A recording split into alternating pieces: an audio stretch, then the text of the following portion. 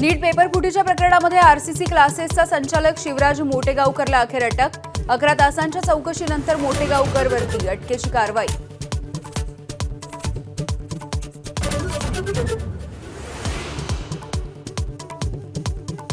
नीट paper फुटीमध्ये ज्या व्हिडिओमुळे मोटेगावकर अडचणीत आला तो व्हिडिओ एबीपी माझाच्या हाती।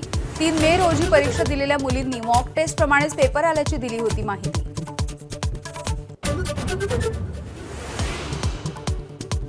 संभाजीनगरमध्ये कांदा उत्पादकांसाठी ठाकरेंच्या शिवसेनेनं समृद्धी महामार्ग रोखला। तर रोहित पवार यांच्या नेतृत्वात लासलगावामध्ये आंदोलन। 8 दिवसांमध्ये घोषणा न झाल्यास दिल्लीला जाणारा रस्ता अडवण्याचाही इशारा।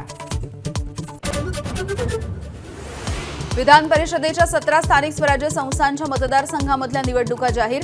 18 जूनला मतदान तर 22 जूनला मतमोजणी।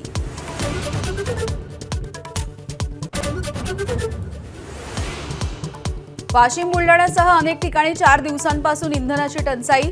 शेतकऱ्यांच्या डिझेलसाठी रात्रभर ट्रॅक्टर आणि वाहनांच्या रांगा।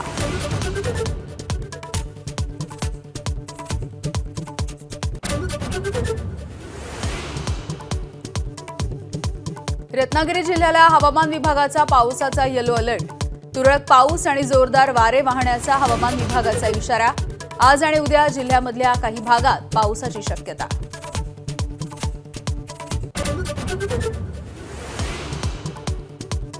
चांदीच्या आयातीवरती निर्बंध लादल्यामुळे प्रति किलो 7,000 रुपयांनी चांदी महागली।